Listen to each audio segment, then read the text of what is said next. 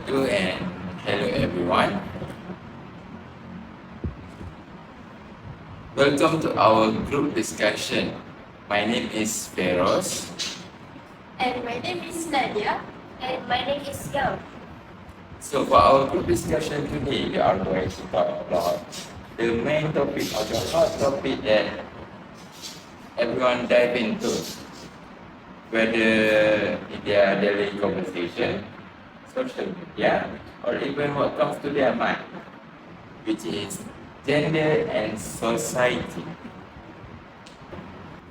Now, before we get too serious about this topic, let's admit that gender affects everything.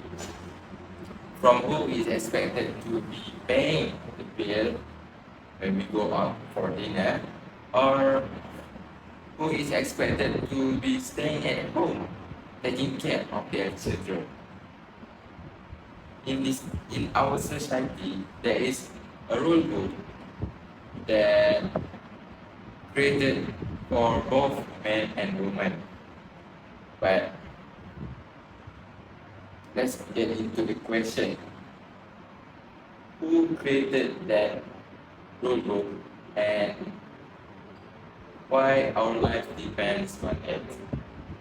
Exactly. It's 2025 now. And we still hear things like girls shouldn't stay out too late or boys don't cry. Like, can we just not exist as people first? Yeah, right. It's like we all acting in a movie where the script was written decades ago, and no one gave us mission to improvise. I like that. The outdated script movie. So let's talk about that script and why our life runs on it. And let's talk about what is the changes and what will change about it. Let's start with the basics. How gender roles are shaped in our society.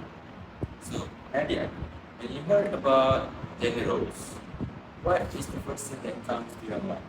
As for me, I think it's how society defines men and women should do, like what they want to be. For example, women are supposed to be caring, emotional, and polite, while boys should be strong, ambitious, and apparently allergic to tears. True.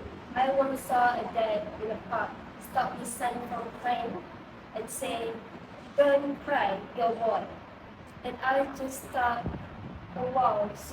So we start teaching so we start teaching emotional suppression at age 5. Yeah, exactly. It starts so early since we are teens. We don't even realize we have been conditioned. Let me give you an example. Imagine a little boy playing with a kitchen tools, toy kitchen. And imagine a little girl playing with toy trucks. What people will say about that? Oh no, that's for good. Or like, oh no, that's not ladylike. It's like the toys are gendered. And then some people grow up and complain about men who cannot cook or women who cannot drive. Exactly. We set people up for the stereotypes, but we also judge them for following them. Isn't that funny? For me, what I think most interesting is people don't actually realize that gender roles are limit for men. Thirdly, when we talk about gender inequality, people think it's only about women, but it is also about men too. Men are Men are also trapped. They're told not to show fear or weaknesses that pressure can be just as damaging. Yeah, like a man who wants to be a dancer or a nurse might get this. Or if you choose to be a stay-at-home dad, people will question. People will question his masculinity. But in reality, that's strength. Choosing what makes you happy instead of people what people think. Beautifully said by both of you. Gender equality is not just about women rising, but it's for everyone to be free to do what they want.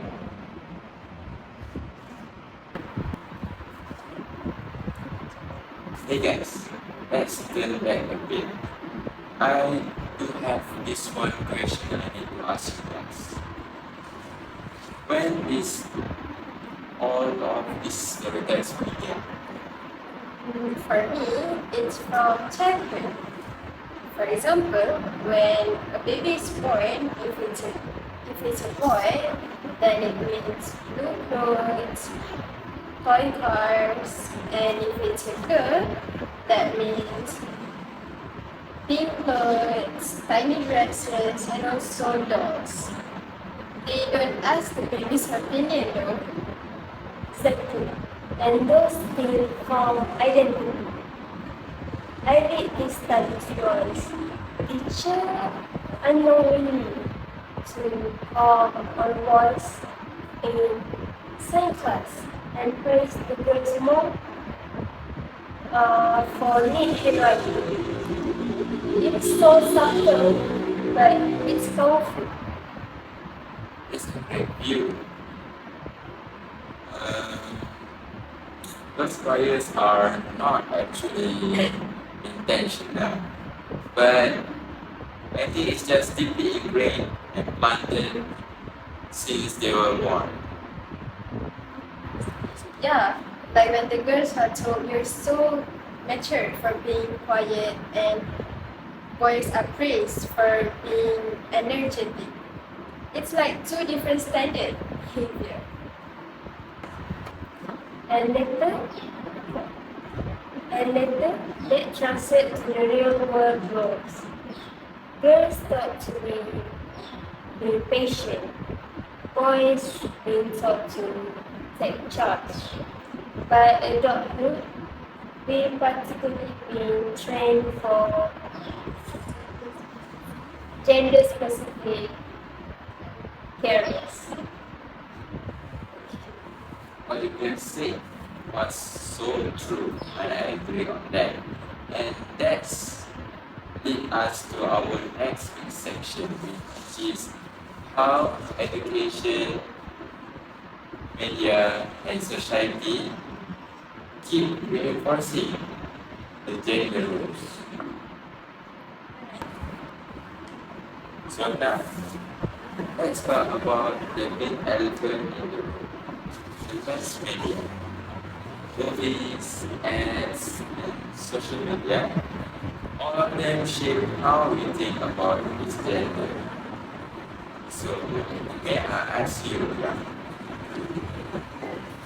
what's one example that stood out to you the most about this? Oh, definitely how movies portray characters. Growing up, every strong woman characters shown as rude or emotionless. Like if you're strong, you cannot be kind too. And men were either superheroes or hopeless romantics, not in between. Exactly. It's like they only give women two opinions. Either to be the either to be the perfect wife or to be the bossy success woman. And men only get two options. It's either to be the masculine guy or the coolest husband. That's so true. It's like the same five stereotypes recycled every Netflix show I watch. I I become so boring. And don't get me started on ads, like the detergent ones. It's always the mom washing the clothes and the dad just smiling proudly because mom cares the most, as if that doesn't even exist in laundry world. I know, right? I know, right? And when your friend finally shows that that doing chores, everyone's like, wow, so progressive. It isn't like a revolutionary for dad to wash plate.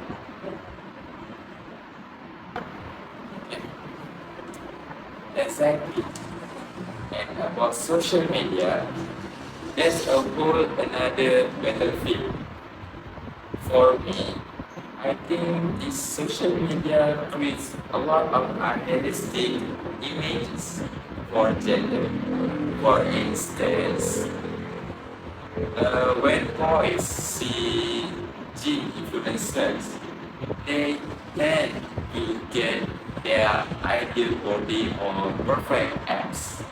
Meanwhile, the girls, when they see that girl routine on skincare or on daily lives, they tend to compare with each other. Yes, and that comparison lead to insecurity. Like women are expected to be flawless, and men are expected to be unbreakable. Like both are exhausting actually. That's why I love creators who break those molds, like male makeup artists or women in tech who show their real lives. That's just very refreshing to watch.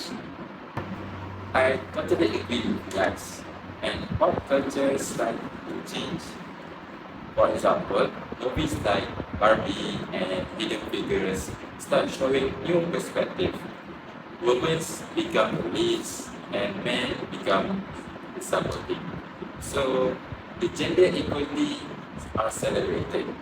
Everyone is treated fair and square. And I think Gen Z audiences really appreciate authenticity now. We call out sexism faster and we demand better representation. Exactly.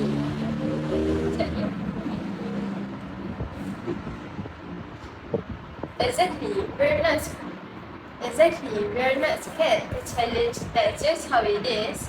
If something's sexist or outdated, someone on the internet will always say something. So yeah, I agree with both of you.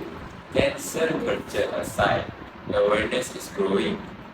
So guys, I can conclude that media is either can reinforce our stereotypes or rewrite them again back to food.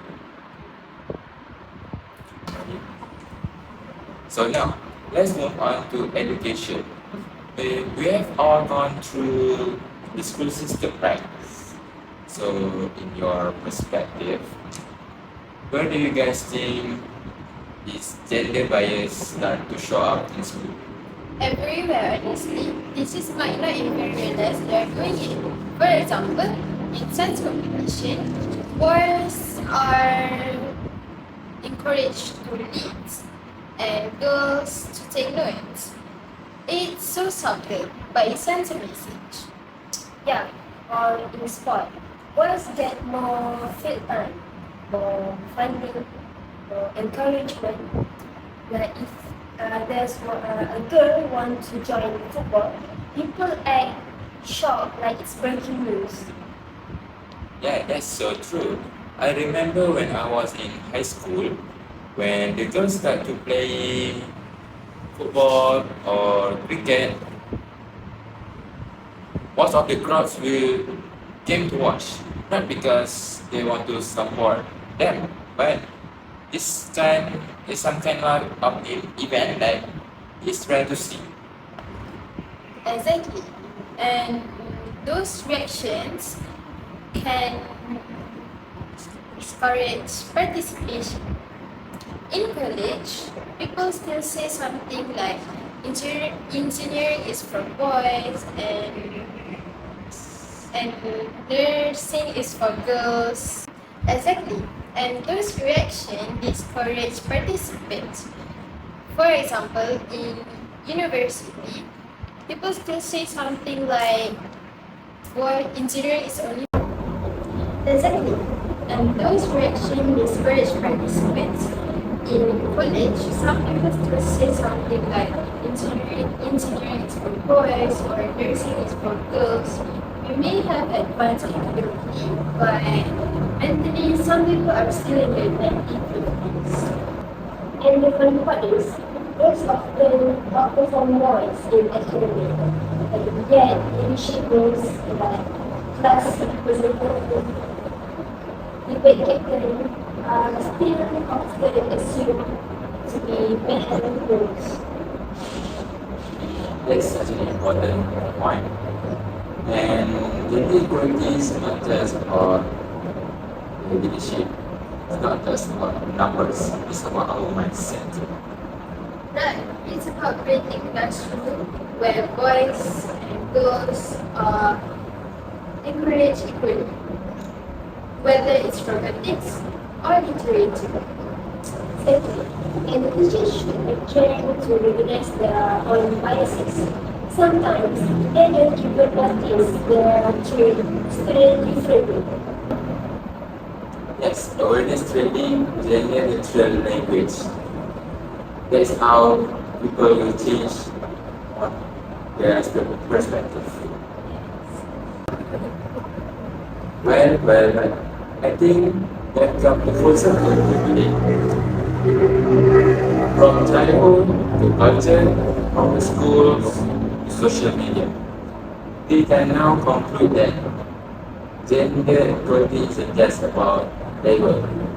It's about lens through which the world perceives us.